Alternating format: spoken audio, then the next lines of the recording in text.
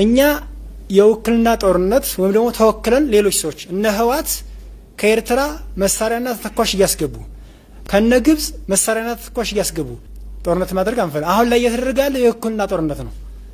የውክልና ጦርነት ህወሓት ፋሲሊቴት ታደርጋለች፣ ነገሮችን ታሳካለች፣ ታሟላለች። ከዛ በኋላ እኛ እንዋጋለን።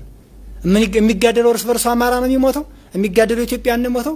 ግን ነገ ከነገ ወዲያ ከኢትዮጵያ መገንጠል ወይም ደግሞ ኢትዮጵያን ጥለው ራሳቸውን ችለው ሀገር መመስረት የሚፈልጉ አካላቶች እኛን እርስ በርስ እያባሉ መሆኑን ስንረዳና ስናረጋግጥ ወደ ትክክለኛው መስመር መተናል ማለት ነው። እስከ ታች እስከ እዚህ ድረስ እስከ ኮር ድረስ ያሉ አመራሮች ውይይት ሁሉ የተደረገባቸው ሁኔታዎች አሉ። ምንም ሆነ ምንም የመጨረሻው አማራጭ ያው ማንኛውም ጦርነት እስከ መጨረሻ ድረስ ሄዶ በጦርነት የሚፈታ ነገር የለም።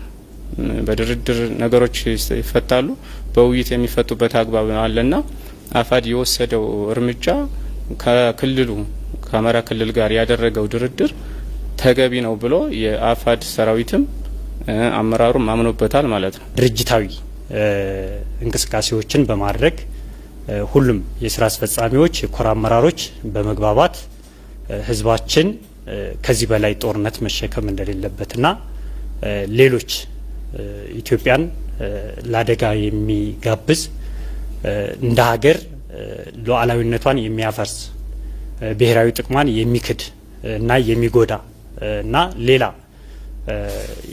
የአማራንም የኢትዮጵያንም ህዝብ ጥላቻ ውስጥ በሚከቱ አሰራሮች ያለባቸው ኃይሎች ወደዚህ ወደ ትግሉ እጃቸውን ያስገቡበት ሁኔታ ሲሆን ጠንከር ያለ ውሳኔዎችን ለመወሰን ችሏል ማለት ነው።